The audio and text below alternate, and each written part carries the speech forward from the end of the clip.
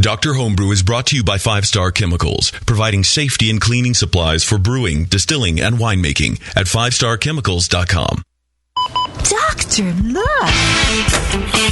Stand aside, nurse. I'm Dr. Homebrew. Stand clear.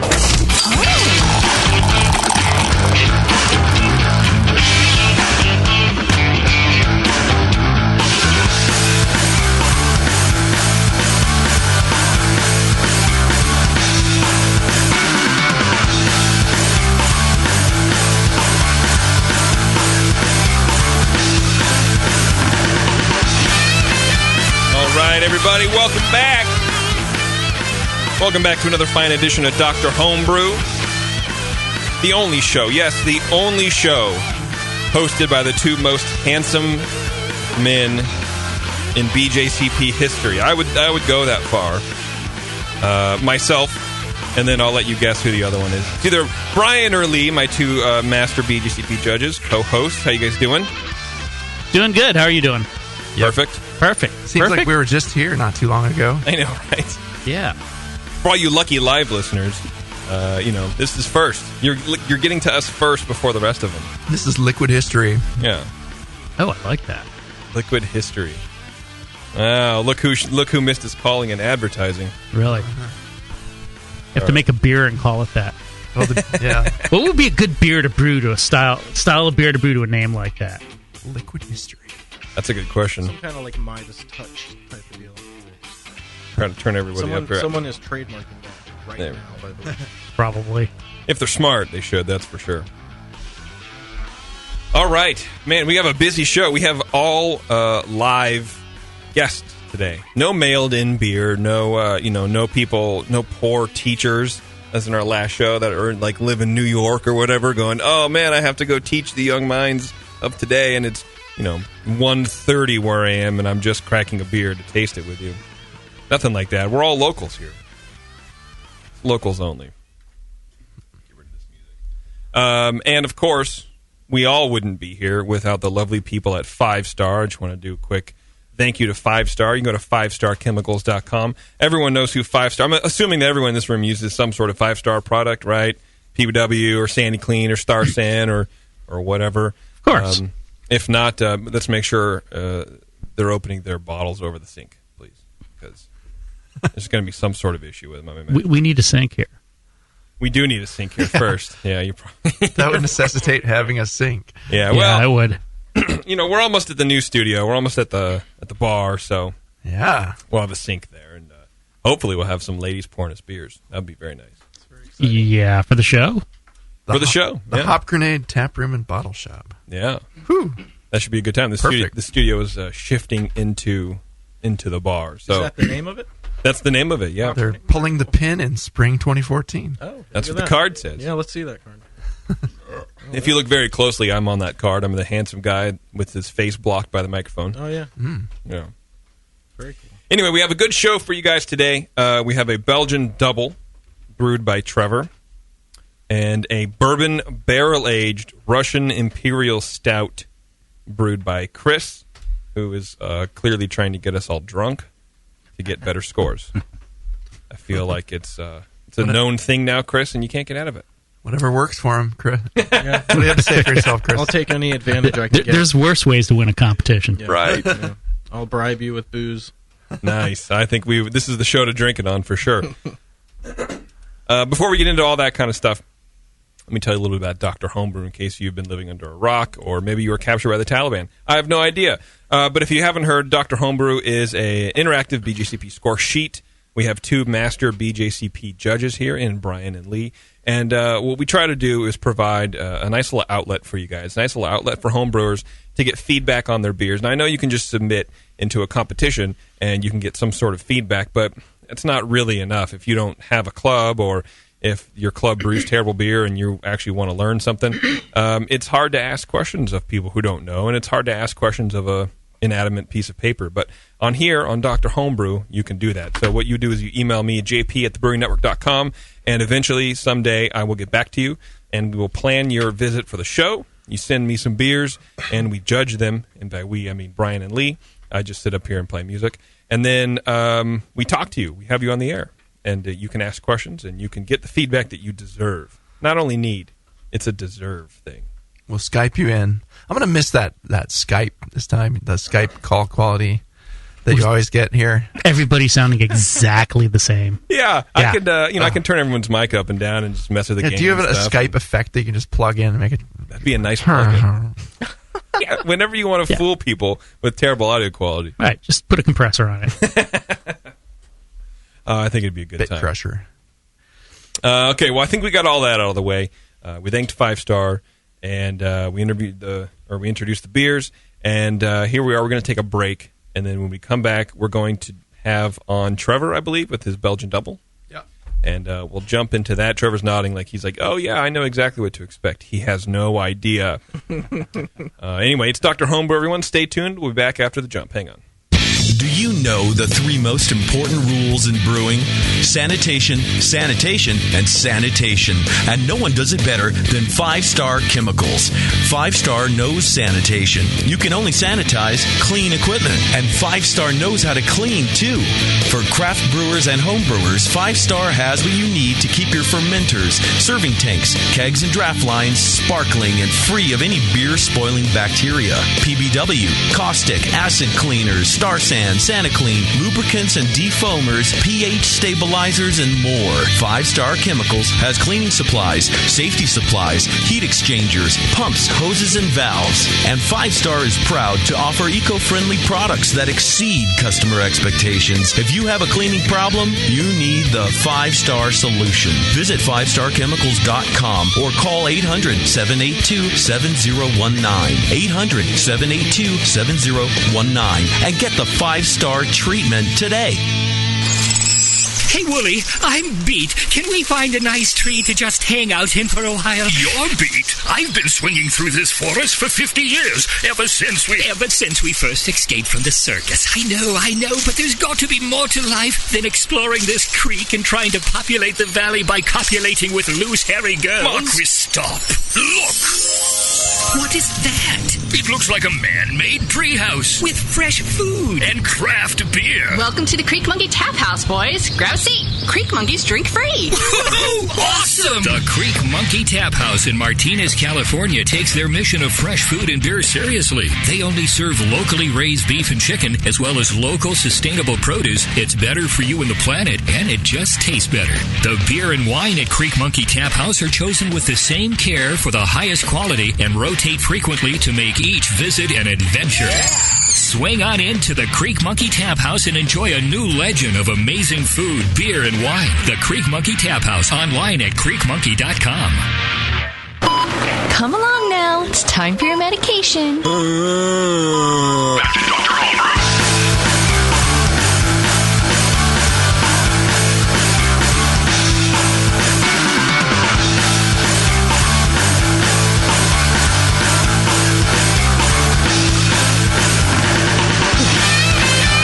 All right, welcome back to the show.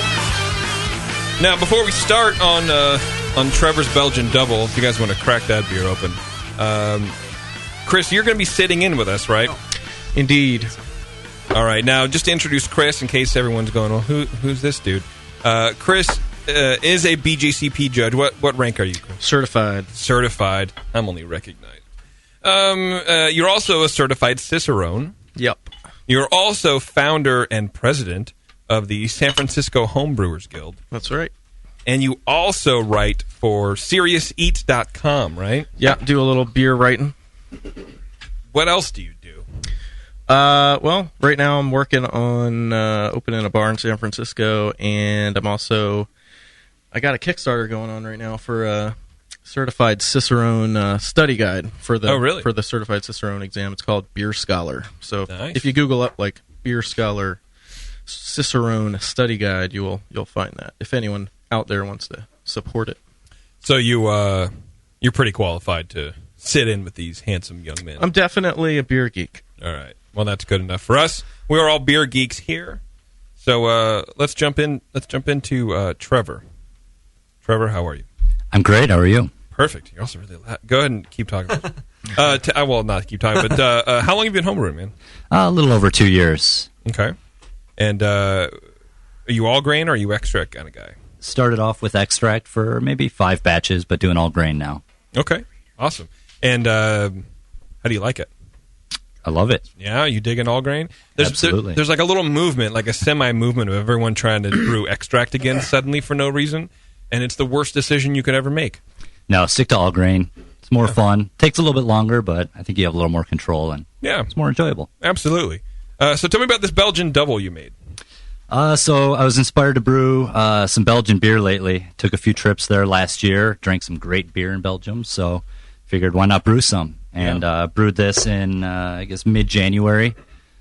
And I think it turned out pretty decent, drinkable. I guess I have some questions on it based on how the judges think it came out. Okay. Well, let's start off with Brian. Brian, why don't you tell us how you think it came out? Okay, I will. I will do the thing that you said. This the double has the malt quality in the aroma is coming through as mainly toasty to me. It's only got a hint of that dark fruit, dried fruit thing in it. There is some, but it has kind of some other esters kind of poking through, kind of appley and orangey things in there. I was wondering if it wasn't a little hint of acetaldehyde or something, like a little green apple, but it's not really biting me as a green apple. But it does have a bit of some higher alcohols in it too.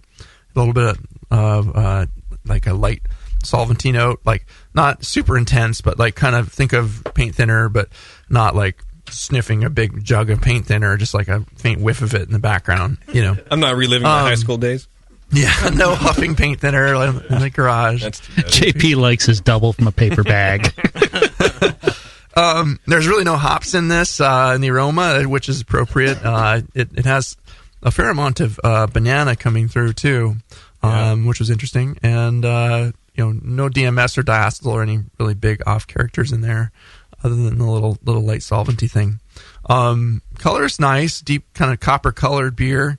It has a low tan head that sticks around for a little while, but the beer is, well, the first sample I had seemed a little cloudier than this. It's not perfectly clear, but it's got a faint hint of a little bit of haze in there, but it's probably just some yeast sticking around in suspension in there. Can't even see Brian. Probably all these beers got shaken up on the way here because we all drove here tonight and it didn't sit in the BN fridge, so we'll forgive a little hint of cloudiness there. Mostly finer bubbles in the head there. In the flavor, the malt's somewhat fruity, more raisin-like than in the aroma, I thought. It still has that big banana thing going on, which is kind of, it plays off the other characters in an interesting way. It's got the bananas and it's got a little bit of, kind of spicy phenols, a little bit clove-like. So it almost comes across with like kind of a Dunkelweizen like presentation in a way. It has that banana and spice in it, but it is definitely distinctly Belgian. So it does, it seems fairly cleanly fermented, but it does have a little bit of that solventiness in it. Bitterness is pretty low, as it should be. Finish is kind of medium sweet, and the banana kind of lingers into that aftertaste with some of those other elements. Body wise, kind of medium full in the mouthfeel. You have a pretty. There's a fairly firm astringency in there, I thought, but not overly harsh. It's just a little bit of a rough edge in there with the astringency, like kind of biting, like a little like grape skin thing. But some higher alcohols. It definitely warms the throat as it goes down. It maybe seems bigger than it really is. I don't know what the ABV is, but we'll get to that. But feels like a 9% beer when it might be a 7.5 or 8%. I don't know. Kind of medium low carbonation in there. It's it's got a lot of the mouthfeel elements you want, just a little biting. So overall, this beer, it's a pretty good malt balanced beer as it should be for a double, but it kind of lacks some of the rich and raisiny dried fruit characters that I really would want and expect in this beer. I would suggest maybe, bumping back some of the toastiness. If you have a lot of Munich malt in there or other toasty European malts, back those off a little bit. Maybe bump up the Special B a little bit and the Cara malts a little bit. But be careful not to go too crazy with that and just go over the top. But the Special B will give you a little more raisininess in there. You can control the addition of when you're adding your specialty malts, keep the your temperature below 168, whether you're sparging or steeping. That it's basically a reaction of the astringency comes from having harshness extracted from the grain husks. And so if you keep your pH below about 6 and gravity above like 1008 on your final runnings or whatever's in the kettle if you're steeping, and keep the temperature low enough, so it'll help.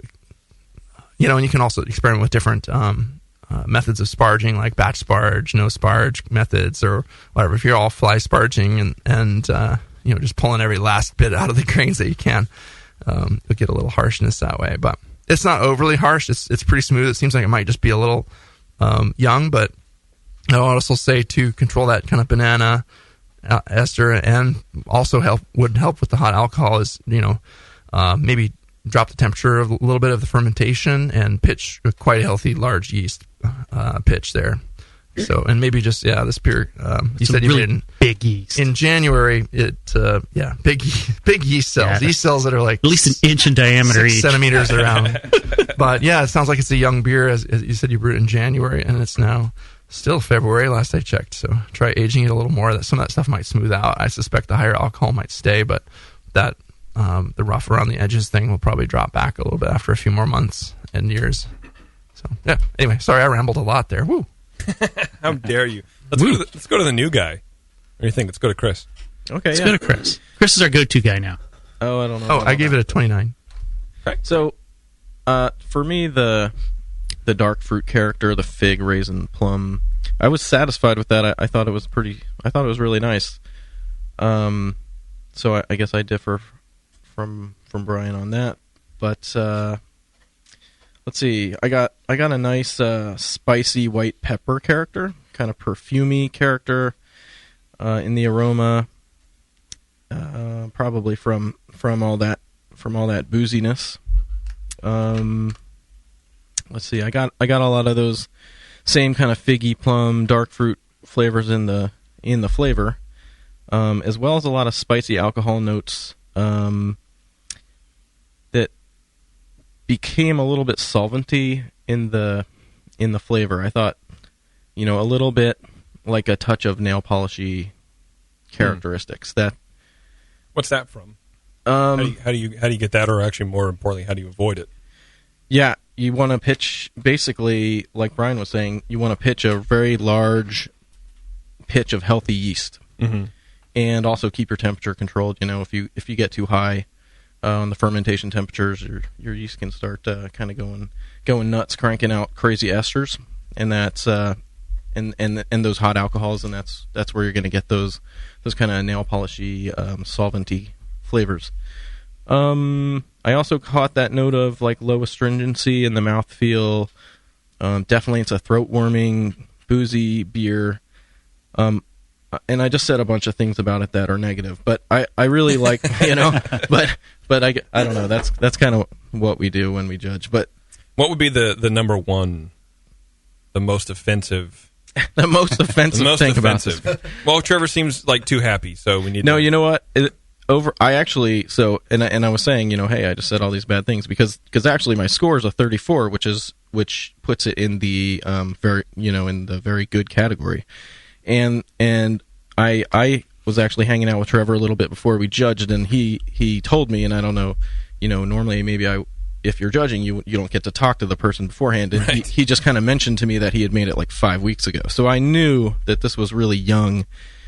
And so I didn't want to sort of like dock him for the hot alcohol and a little bit of this beer needs to mature, is my thought. So I didn't want to like hit him too hard. But right. in a real comp, you might get hit harder for that stuff because the person doesn't know that right. It's so young. Okay, perfect. Handsome. It's your turn. But I'm stuck. What? Oh, you got one other comment? Oh, no. Well, he said handsome, so. Yeah, that's you. Is it? No, dude. You already talked. Yeah. All right. Finally, the world is recognizing the reality. Yeah. I actually, after these two guys have gone through this, I don't have a whole lot to add, really. Nice phenols. I got a lot of cherry. I mean, when I tasted this, it was just an intense cherry berry ester, followed by a nice sort of finishing white pepper kind of phenol balance. In the middle seemed to be kind of like banana bread to me, sort of toasty and banana and bready. I like that description. Yeah, and then it finished with this kind of slightly bitter phenolic aftertaste. It was kind of nice, a little bit sweet in the end. Mm-hmm. And yeah, I definitely got a little bit of that sort of hot alcohol heat in here. So, I mean, I thought it was a pretty decent beer. I gave it a 31. Yeah. And definitely, I would agree, you could probably use a little bit of a cooler starting ferment temp. If you're doing a ramp, just start at a degree or two cooler than you were and let it ramp up from there. And also make sure you've got a good, healthy yeast pitch here, preferably out of an active recent culture will help drive that too. Other than that, I think that the little note of astringency, I'm kind of guessing might be because there's still some yeast in suspension here. I don't know if it's because it's so young or probably more likely because it got driven over in a car this evening. So that will resuspend all that pretty nicely. But, in general, this beer is very much to style. Could use a little bit more of that raisiny character and a little bit less of the sweetness. But really, it's pretty much in the style. And the one flaw that's in here, this sort of little bit of alcohol heat, is probably the most common flaw people will run into in this style if they've got, their basic sanitation and everything down.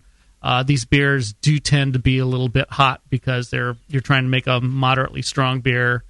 And often people are pushing the ferment temp to get all the esters and stuff out of there. So, absolutely, yeah. Yeah, I mean, I thought it was a pretty decent beer. Yeah, that yeast can get happy pretty fast and go up pretty high pretty fast. That yeast will get happier faster than we will, even. Yeah, yeah. I agree though. Like as it warms up too, though, I'm getting more of the like light plum and fig like kind of notes in there. So. Yeah. It's warming up, and initially it was pretty cold coming out, so some of that stuff was not, it was hard to coax out of the aroma, but I got it more in the flavor, and now it's coming out even more as the bottle warms up. So, yeah, I'd second that. Well, Trevor, since everyone paid so much attention to your fermentation temperature and stuff, why don't you go over your, how much yeast you pitched, what sort of temperature you went through, and all that? Yeah, sure. So the yeast I used was the Trappist High Gravity, the Y yeast 3787. Did a starter about 24 hours beforehand, no stir plate, just swirled it as I walked by every now and then.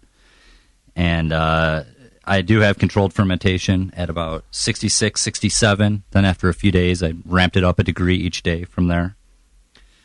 So that was the yeast. As far as the gravity, or the grain bill, I had a... Hey, so a quick question on you. Yeah. The yeast, you did the swirl culture. How many tubes of yeast and how big a batch of beer? It was one smack pack for 5 gallons. And a swirled culture. Yeah. For what was the starting gravity? Starting gravity came in at 1067. Yeah, that might be enough. A little more yeast might not hurt for this. That should probably be enough. Okay. Yeah. But you're kind of in the border zone because it's a little bit strong beer. Okay. Yeah, it came out at about 8.3%. Estimated when I was putting together the recipe, estimated was 7.5, so I was a little more efficient, I think, during the brew day. Should we talk about grain bill? Yeah, go for it. Okay. Yeah, so it's about 80% Belgian Pilsner, about 5.1% Special B, so I think that's where a lot of that raisin character comes from. Is that correct? Yeah, that's going to give you the raisiny. Yep. Okay. I would have answered, but Brian beat me to it. I mean, I knew the answer, too. Of course. Okay. Mm-hmm. 3.5% Cara Munich. I put 3.5% wheat in there, so maybe, I guess, a little bit of that cloudiness might be from that wheat. About 2% biscuit malt. And then 12 ounces of dark candy syrup. And then as far as the hops, it was 1 ounce of Hallertau, 1 ounce of Saaz. That was it. Yeah. My guess is the cloudiness is probably yeast because it just tastes a little bit yeasty kind of bitter flavor to me. I think the other thing you could do to really improve this would just be to sit on it for a couple months. Yeah. Okay. It just needs some time. Excellent.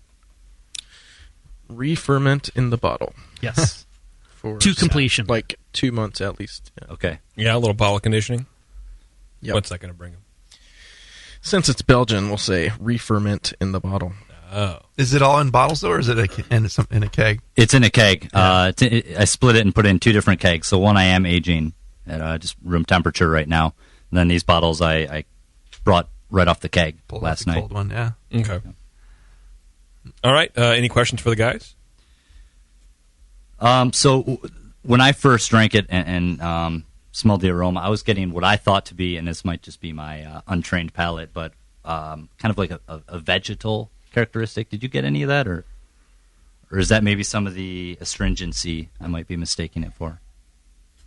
Well, astringency is a mouthfeel character, so it's not going to be an aroma note. But I'm not getting any vegetal myself. I think maybe that's what's called like perfumey from the alcohol. Is my guess. And a little bit yeasty, and maybe a touch of acetaldehyde, sort of a green apple thing. It's probably floating around a little bit of that in there too. Okay. If it's vegetal, that would indicate an infection. And if your beer sits around a couple months, you'll know for sure. Because the acetaldehyde should go away, and if it's infected, that will not go away. It will just get worse. Okay. Yeah. It doesn't really taste or smell like anything overtly contaminated, though. But okay, good. If it is, you'll find out. Great. Wait and see. Yep. Anything else for the guys, or that was it? That's all I had. Thanks for the feedback. Nice. Cool. Sure. All right. Well, Trevor, thanks, man. Thanks for making the trek. I know you don't live super close. And thanks for bringing the beer, too. Thank you. All right. We're going to take another break. And then when we come back, the new guy, Chris, is going to be all up in our business with hot seat. Now the judge gets his beer judged. Yeah. Yeah. See how you like it. That's right. It's the turnabout round. I feel like it's like tracking down your bully from middle school when you're like 30 and going, yeah, how do you like it? It's like, I'm a successful Wall Street analyst now. I don't even know who you are. I was a nerd back then, and I still am. All right, everybody, hang on a sec. It's Dr. Homebrew. Hey, dude, you know what beer this is? Oh, no, all the labels are falling off. Yeah, or the ink is run. Well, if it's the pale ale, you're good, but stay away from the quote-unquote Belgian. Oh, man, this guy needs to get some grog tags. Grog tags are reusable, write-on, wipe-off, commercial-grade bottle labels for your brew. The guys at Grog Tag are homebrewers. They wanted great-looking, sturdy labels for your bottles, buckets, carboys, kegs, and growlers. They also wanted a label that not only looks good, but can be easily removed and reapplied during bottling without that nasty glue residue being left behind. No residue, water-resistant, and ice chest approved. Grog tags stay on in water or an ice chest, and they stay legible. Visit grogtag.com to customize your label or coaster from dozens of different templates for free and see how awesome your bottles can look. It's that pseudo-Belgian. Yeah, we're getting him some grog tags, dude. Grog Tag. At least your beer will look good. grogtag.com. That's it. I've had it. I am never putting hops in my beer again. What? Why? It's just too ridiculous. Insane prices, stupid contracts, high shipping costs, crappy selection. Dude, you need Nico Brew. Nico Brew will rock your f***ing face right the f*** off your f***ing skull. $5 shipping to all 50 states, plus fantastic international rates get you low prices on Nico Brew's great selection of hops and more. Whether you're a home brewer, a pro brewer, or a homebrew shop owner, Nico Brew can get you the hops you need in increments big and small, single orders, spot buys, or full contracts. And there's only one place to join the uber special secret elite bare bones club where you'll get the best deals anywhere. Holy f***ing shit! NicoBrew.com. NIKOBREW. Nico Brew, your bare bones buddy in the brewing business.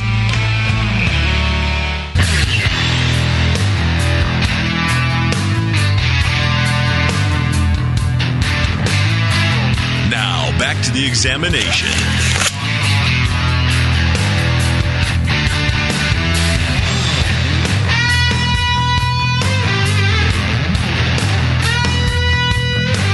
All right, welcome back to the program, everyone. It is Dr. Homebrew. In case you forgot, I don't know. That break was like 3 minutes long, so I know, some of you may be brewing. It's still Dr. Homebrew. It hasn't changed. Nothing's changed about it. This is not the session. It's not the session. It's not the session. Yes. No. It's not any of the other shows. We try not to make wiener jokes on this show. Sometimes we succeed. Not the Sometimes. Rainbow Usually we Monkey succeed. Unicorn Show. Right. Is that our wiener joke, Brian? No, No, okay. That's too bad. I would never. Well, why would you? It's even a better question. All right, so we have a Russian Imperial Stout aged in bourbon oak barrels from Chris, right? Yeah, So and I have to, you know what? Uh-oh, caveats already? Yeah, I don't know. no. I have to mention that I brewed this with my brew partner, Okay. Tom. Tom Tripp. I've known this guy since like 9th grade or something, and from way back on the other side of the country, and he moved out here, and we brew together all the time. So I need to give him a shout out for this one too. Nice. Tom! Nice work, Tom. What's up, Tom? All right, Hi, Tom. Chris, well, break it down for us, man. How long have you been homebrewer? I guess 4 or 5 years, I think it's been. Mm-hmm. Yeah. Okay. Made, well, I don't know how many batches, quite a few batches. Less recently because my involvement with the Homebrewers Guild kind of sucks up a lot of my like homebrew time. But I did do extract for the first couple years. Then I switched to using all grain, and I started using sort of the typical, homemade cooler setup, pretty jury rigged, putting like the my 3-tier system on a bunch of stools out back, stuff like that. But about a year ago, I upgraded, or maybe a year and a half, to an all-electric single-tier system that's pretty badass. Nice. So, I'm loving that. Got the kegerator in my garage, all that stuff. So I'm doing it right. It sounds like you did the dumb thing that we kind of do here at the Brewery Network, is turn your hobby into like more than just something you do every once in a while. Now it seems like work. Yeah. It's the dumbest thing ever. You go in the garage and you see like 10 kegs that need to be cleaned, and it's like, oh Jesus, I'm just gonna not think about this for a month or so. Someone sell a robot I can use for that? Yeah. I at one point tried to get ahead of the keg cleaning game, and I was like, look, I can just clean them all at the same time. It's not that much more time. And at one point in my life, I actually had all my kegs cleaned, sanitized, and pressurized, just ready to go. Just once, though. Just once, because it's a pain in the ass. I hate it. It is. I could never be a brewer. No, kegging is only, in my opinion, slightly less annoying than bottling. It is. It is only slightly less, because you're still bottling, essentially, is what I tell people. It's like, still got to clean a lot of crap. It's either one bottle or 48 bottles. Yeah. Same thing. I was talking to my brother. He's like, "Do you ever have dreams of being like a brewer?" No, I don't at all. Because it's schlepping grain. No, it's mostly cleaning things. I mean, you're shoveling out your mash tun and cleaning everything, and that's nice. I honestly, for the life of me, I don't know who would want to get a job in a brewery. I have no idea. Except for all the brewers, Well, yeah, but I think they have something wrong with them. I think they're like functioning Asperger. It's like something there's something weird, man. This is what I want to do. I want to work 14 hours a day and I sweat had to be on the show day. where JP came and said that. Now I had to be on the show where JP came out and said that. I'm not going to be able to get a beer anywhere around town now. It's passion, man. All you do is like push knobs and work Skype and Cubase or whatever you're doing over there. And no, I get it. They're living the life. But I wouldn't. I just don't understand it. Along with swabbing the decks. Right. Yeah. Only there's like 10 that are like rock stars, and all the rest are just like cleaning stuff, working all day. And all the other tens of thousands are just cleaning stuff. Right. You know what? I listened to the Brew Strong episode earlier today, live. With Jameel and John Palmer talking about. So you want to work in a brewery, be a brewer, and oh no, they had some funny stories. Yeah. So I don't know. Anyone who who is thinking of that should keep an eye out for that episode. Listen to that one. Yeah.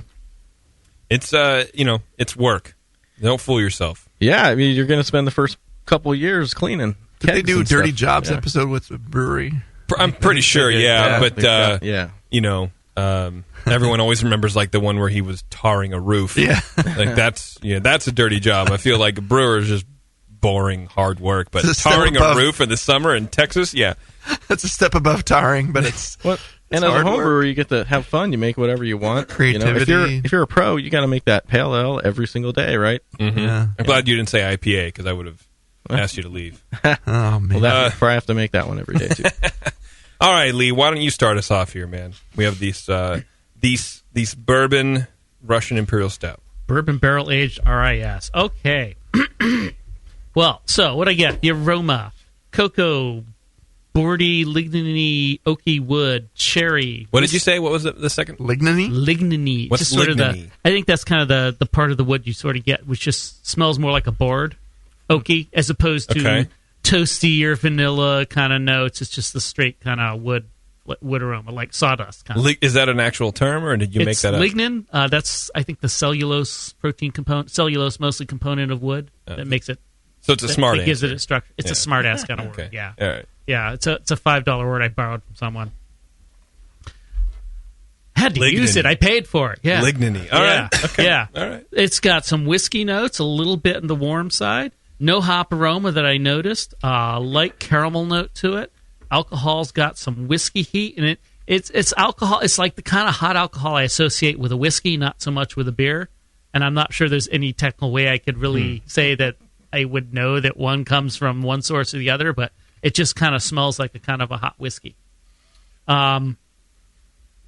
With some hints of tamarind and licorice and a little bit of some age on there, a sherry, maybe slightly musty and raisiny note to it. The appearance, it is black. It is opaque. You cannot see through this. At least I certainly couldn't. I didn't have a flashlight here to check with, though. But, yeah. No, you can't see through this. Are there? I'm going to interrupt you again. Are there actually judges who come to competitions like with flashlights And thermometers.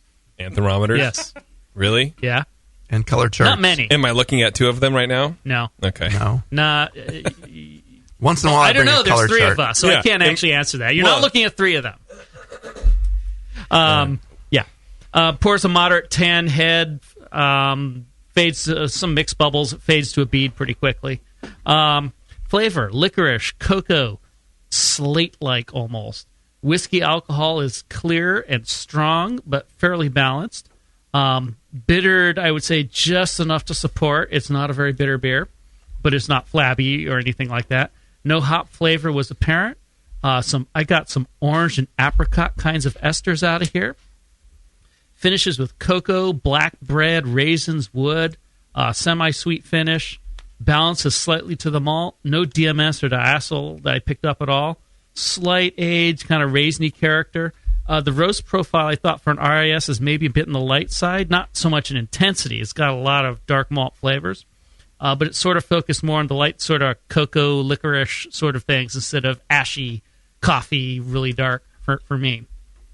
I thought it was almost a bit on the light end of the roast spectrum for an RIS for me. The mouthfeel was medium-high body, medium carbonation. Had a pretty good squirt of gas when we opened up the growler that it came in.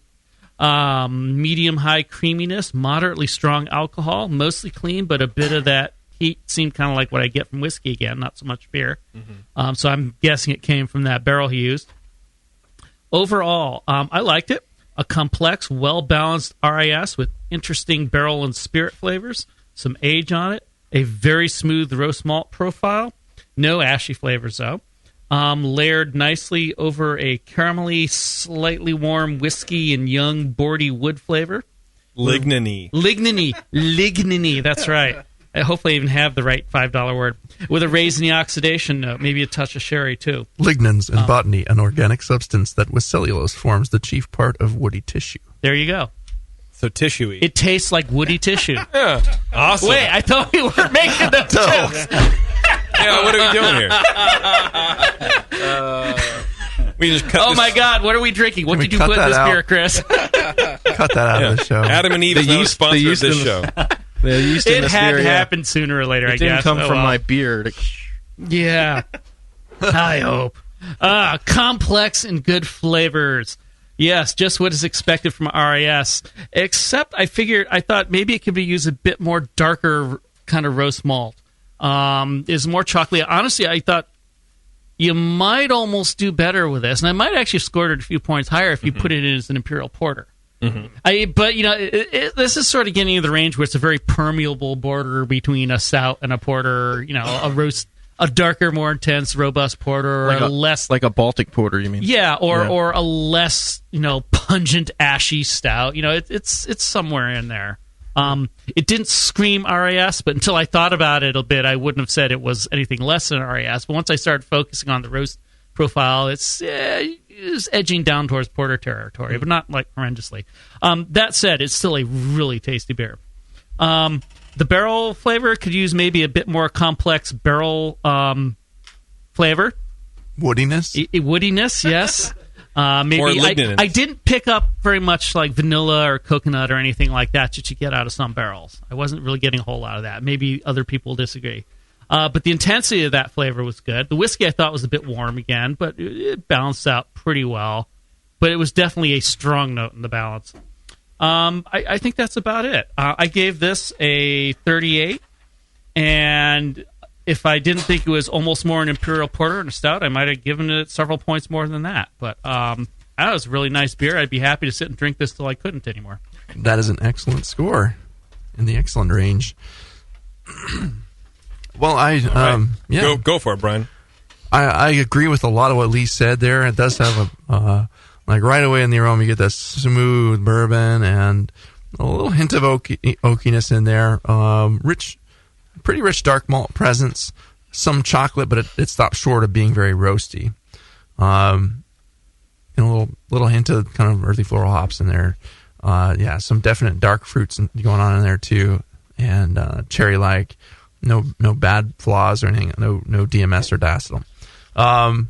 Again, black, dark. Had a low head that faded pretty quick, kind of tan colored, and that's with that much alcohol in there, it's gonna fade away. That's expected. No good judge is gonna dock you for that.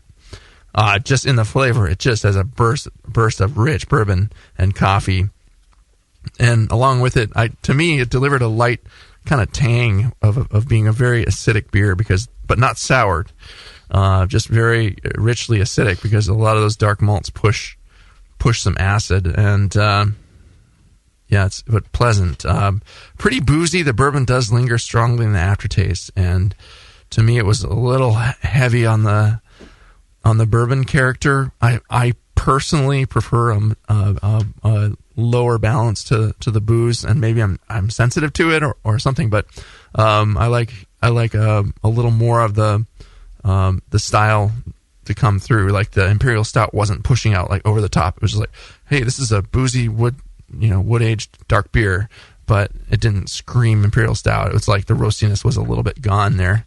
So maybe Chris can tell us about where this beer's at and stuff, but and how much roast you used at first and how long it's aged too. Sure. Body, it was medium full and a very smooth alcohol warming, obvious strength, but still a little creamy and very pleasant mouthfeel. So really liked the beer. It was quite boozy, but smooth. I would bump back the booze a little bit and bump up the roast malts if I were to do it, but I wish I could make a beer this good. I gave it a 37. I think it's a very pleasant beer, but it wasn't for any real flaws or anything to take it down, just like more of a balance thing and maybe recipe thing as far as getting that Imperial Stout to be a little more prominent. So if you're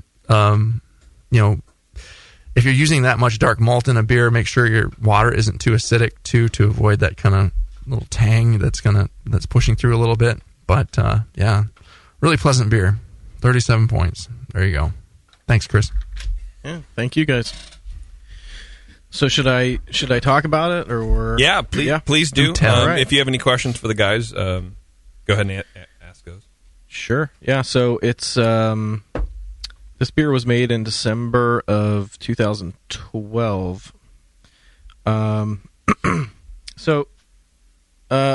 December 2012. So it's we fermented it, then we stuck it in 2 barrels actually. One we split a 10-gallon batch, and we fermented one of those 5-gallon batches with WLP 001. that is not this beer. This beer was fermented with WLP005, which is the British yeast. That's probably where some of those interesting esters came from. That sort of orangey, apricot-y. Yeah. That's right. Okay. And I prefer this one to the 001 version, which turned out to be a little drier, and actually the roast, though, does come through in that one significantly more. It's much more bitter. I don't know if it's it only was a couple points drier, so my feeling is that the yeast pulled some of the IBUs out. This British yeast pulled some of the IBUs out, and then just pure age, I think, probably aged out a lot of the roastiness. So it aged in these barrels from Balcones Distilling in Waco, Texas, for about 4 months. And then we racked it out into some glass carboys, aged it for about 8 more months, and then recently kegged it. So in total, it's about a year and 3 months old. The recipe comes straight out of Jamil's Brewing Classic Styles book. It's the recipe for Tsar's Revenge, the Tsar's Revenge. And let's see. For roastiness, it has...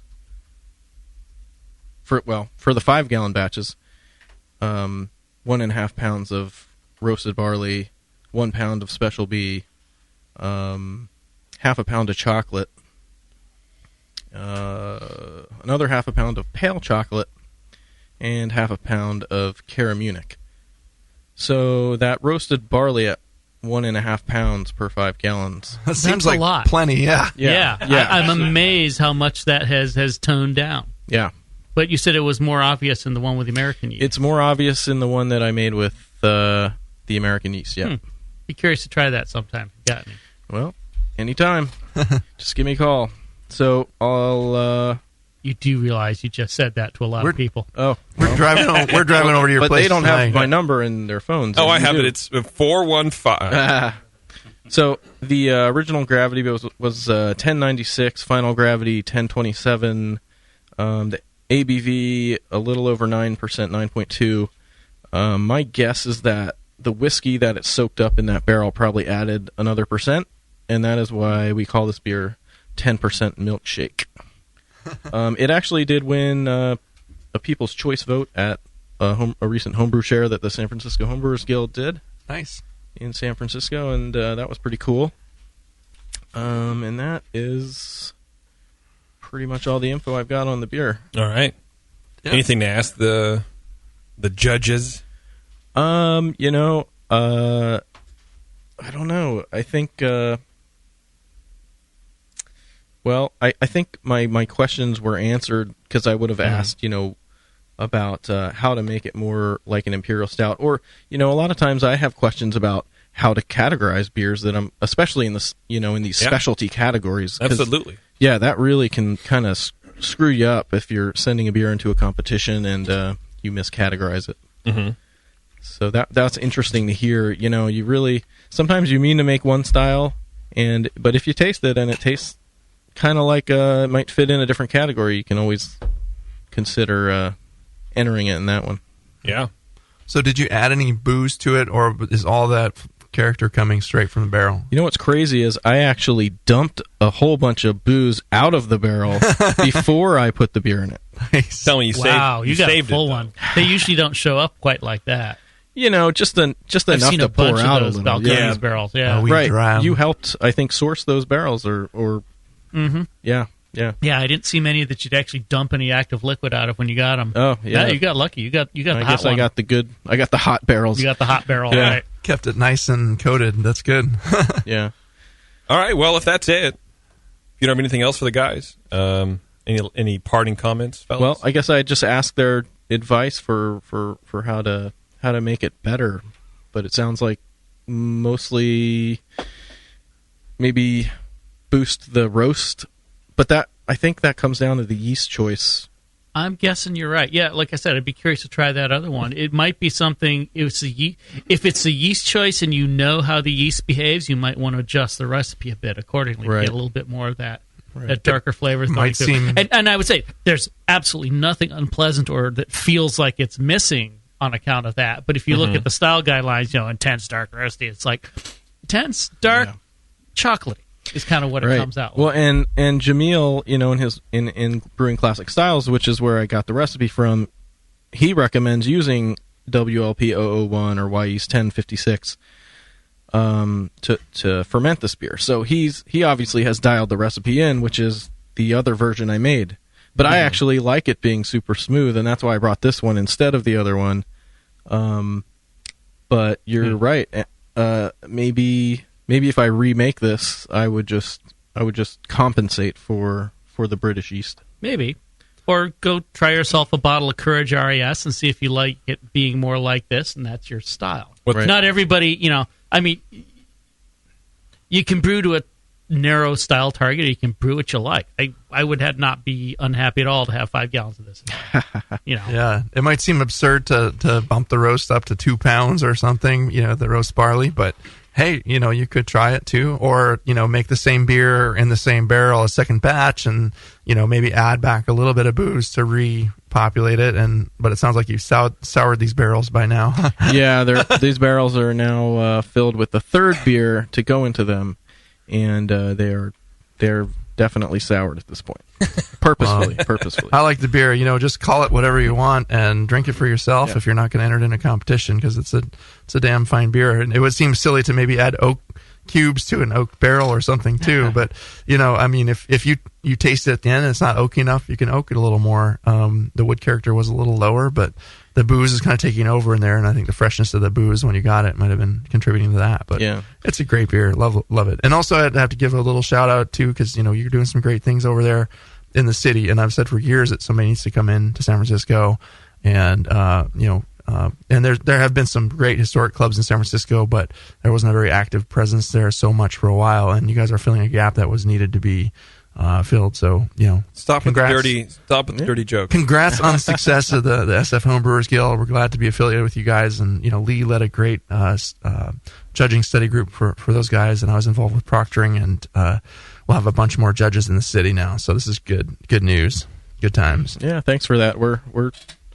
just I'm just loving it over there. I mean, the community of homebrewers there, obviously, we're kind of really wanting this, and as soon as I launched it, basically it just took off, and the community is amazing. We have our monthly meetings at Anchor. I mean, how ridiculously cool is that? That's not bad. Must be rough.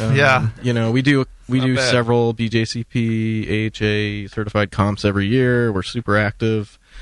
Do all kinds of events and stuff. So yeah, we're loving it over there, and definitely that community is awesome. So definitely want to shout out to all the members of the San Francisco Homebrewers Guild, as well as my brew partner Tom, who made this great beer with me. So right on. Yeah, thanks for sharing. Right. Yeah. Thank you guys. It's cozy local night tonight. Yeah, it's pretty. Yeah, it's heartwarming, fuzzy feeling night tonight. Fuzzy RAS. It's funny you put that caveat on the barrel that it's intentionally soured, and I feel like as a home brewer you have to do that. Mm-hmm. You have to go, oh no, I meant for this to be funky, because we've all had those beers like, is this? Do I ask if like what strain of Brett they used, or did they just sneeze in it? If you look like on homebrewing forums on like Reddit and stuff, people say like, oh, my beer is infected, what should I do? And everyone's like, oh, just let it age. It's just sour. It's like, no, that's not how that works, guys. Yeah, it might be. I don't know. There's an art. Probably not. Yeah, probably not. It's like taking dog poop and just go, no, it's kibble. It's fine. It's the same thing. It's just a different form. You can sour bad beer. It's just sour bad beer at that point. Yeah. And there's enough of that going on. Anyway, we're going to take a break, and then when we come back, we're going to do our little rundown of the Belgian Double and the Russian Imperial Stout, and then we're going to leave. We're going to get out of here because, I don't know. Back after this. Yeah, because we can. Right. I have video games to play. We're already because here. We have to come back later. Yeah. God, I'm starting to play this, I forget what it's called, Forge of Empires, or some dumb browser game that one of the listeners turned me into, Lulu Gumshoe. I hope you rot. And it's just time-consuming, and, I don't know. If I get fired, Lulu, it's your fault. Anyway, Dr. Homebrew, everybody, back after this. Since the first time the Brewing Network microphones turned on, More Beer was behind it. More Beer sponsors the programming on the BN because, like you, they love brewing. And like the Brewing Network, they love sharing their knowledge. Morebeer.com isn't just a website to place your next equipment or ingredient order. Morebeer.com also gives you access to free beer information that will make you a better brewer. Go to morebeer.com and click into the Learning Center. You'll find podcasts, technical facts, video tutorials, and more, including access to The Buzz, More Beer's social network of more than 5,000 members. And some of them might even be crazier about beer than you are.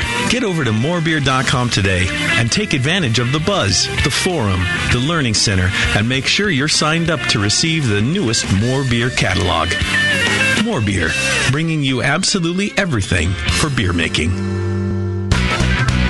Hello, fellow BNers. This is Sully from the 21st Amendment Brewery located in San Francisco, just 2 blocks from Giants Park. Before Nico and I opened the 21A and before I was a professional brewer, I homebrewed on my small 4-burner apartment stove in a back house in Santa Monica, California, making my extract brews before graduating to the daunting idea of all-grain brewing. Homebrew books and information was hard to come by back then. The internet hadn't been invented yet, along with other things we take for granted today, like electricity and potable water. One thing I wish I had back then when I was learning was a radio show that could teach me the ins and outs of brewing and answer questions that I had about homebrewing, a resource for making great craft beer. The 21st Amendment Brewery is excited to be a proud sponsor of Dr. Homebrew, a great show that teaches you what you need to know about making incredible beer. Good stuff. Listen up, you might learn something. I certainly did. And thanks for your support. Tasty Crack Kings.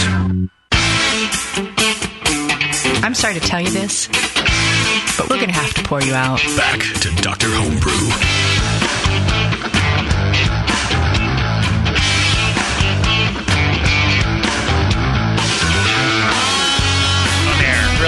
All right, everybody, welcome back. Dr. Homebrew, we're about to wrap up and get out of here. But first, I wanted to read a little bit of feedback from the chat room. This is from my close personal friend, Toad Liquor. Toad Liquor in the chat room. Let me get my mouse over here. Is that liquor with a CK or a QU? It's very different. I'll just leave it up to the imagination. Damn it. Toad Liquor is in Tokyo. He's CK, an expat in Tokyo, yeah, and he's basically trying to get all the homebrewers over there BJCP certified. He says we don't have any BJCP recognized judges here yet, but a few of us foreigners are working on getting it done. He hangs out a little bit with the J Brewer Club, so shout out to the J Brewer Club over in Tokyo, doing some good things. Yay! Cool. Yeah, I know the BJCP is working to expand a little more internationally. They're doing some stuff in South America, doing some stuff in Europe, and doing some stuff all over the place. I'm sure they'll, Japan is on the list. So yeah, he's saying that's part of the problem is a lot of them don't speak English, and the BJCP is all in English. So they're trying, but he says one of the bad things is most of the Japanese brewers don't have any really idea about tastings or how to give good advice because it's a brand new thing for them. So it's all about developing their vocabulary and training their palate. But the reason I'm mentioning it on here is he says he goes, in case you guys ever wondered, your insights and critiques are great. They have really helped us here in Tokyo learn to judge better beer. Our comps that we have, everyone judges way too high. There are many beers that are in the 40s, and he calls it stupid. So I don't know. I thought it was pretty good that they're listening to the show over there in Tokyo, and it's actually helping the community. There's some great beers over there, too. My buddy Jeff comes back from Japan with all kinds of cool stuff, man. Yeah. Their craft beer scene is really starting off the charts. Yeah, it's starting to stuff even coming over here. And then they're excited about it. Yeah, it's starting to come over here. It's like it was here, 20 years ago or something. It's unfortunate that IPA is starting to become a big style over there. Move on. Get over it. Got to start somewhere. No, but just deal with it. It will happen. It's not avoidable. Yeah, but I want it just to anyway. Wait till the sours hit. Shout out to Toad Liquor and the J Brewer guys over there. Keep brewing some good beer, everybody, and we're glad we can help out. And by we, I mean me, because I really run everything. Okay, so I was a joke. Okay, nobody laughed, and I guess I'm used to that. But so we have a Belgian double from Trevor, and the key to that one, you guys said bump back the toasty malts a little bit, which I don't know if you can actually bump back. Stuff like Munich and all that kind of pull them back stuff, right? Bump up the Special B a little bit. You get some of that raisin note in there. You kind of increase that flavor. Drop the fermentation temp a little bit and let it age out. Right? Was that pretty much? Yeah, give it some time. Yeah, that kind of goes with the common question of how long do I age XYZ beer till it's done. Till it's done, exactly right. Yeah, I'd like to taste this beer in 5 or 6 months. So yeah. Since Trevor's in my club, the Mad Zymergist, we can make that happen probably. Absolutely. So when I age it, keep it at room temperature, you think? Or put it in the kegerator? Yeah, I would keep it at, if cellar you can temp. keep it at cellar 50 degrees. Temp. But room temperature is probably better than keeping it cold the whole time. Okay. Depends what your room temp is, but yeah, If it's 55, controlled. 60, something like that. If you live in a cellar, then room temp is fine. Right. It'll age more quickly. Put it down in the cellar with the If hobbits. you live in Mojave, Under the house. maybe the kegerator. Maybe, though. It's just a crapshoot. And then Chris's bourbon barrel-aged Russian Imperial Stout. You guys comment a little bit on the lack of roast character. You'd like to see a little bit more, but not much. Maybe back off on the booze a little bit and try to increase the complex wood additions. And I think backing off the booze might achieve that, too. The wood would come through a little more, but yeah. Would it? It would. It would. Lignin. Yes, it would deligninize the beer, yes. I feel like that should be more like an IKEA furniture line. The lignin? Yeah, It the probably lignin. is. Lignin berry sauce. Yes, the And lignin a food scorn. item. The lignin scorn. You got a beer item, too, to go with it, yes. Okay, we better lignin stop. beer with lignin berry and a We better lignin couch. Stop. Yes. We had better stop. Yeah, it sounds like Chris had a rather overboozed barrel, though, so... It'll happen. We probably could have pulled it out a little quicker. 4 months in there, probably 3 would have done it. Try Swedish meatballs. The booze, I Fine. think you get in a matter of hours, if not days. That just comes right out. Yeah, right, because it's it's pretty much liquid. all on the surface of the wood, right? It is water soluble. Right. Probably in the much, first yeah. millimeter of the wood or two, yeah. All right, everybody, thanks a lot for joining us here on Dr. Homebrew. Chris and Trevor, thanks for swinging by and bringing your beers. They were very tasty, regardless of what the judges said when you guys left the room. And, what am I trying to say? Support our sponsors. That's a big one. But, mainly you got the fine folks over at 5 Star. Go to 5starchemicals.com. They have you covered for everything you need to sanitize, to clean. Don't forget about our other sponsors. We got Grog Tag. Go check them out at grogtag.com. We got Nico Brew. If you're in the Bay Area, you want to go to More Beer, you want to go to 21A, you want to go to Creek Monkey, come in, have a beer, and then come and hang out with the studio with us. And That's if you want exactly what some of our brewers did tonight. and they should. They're smart. They're smart, young, fresh gentlemen. Anyway, if you want to be on the show, send an email to jp@thebrewingnetwork.com, and eventually I will contact you. We'll get you on the air. You too can be a part of this, and we can make weird jokes about you when you leave the room. Anyway, it's Dr. Homebrew, everybody. Until next time, see ya.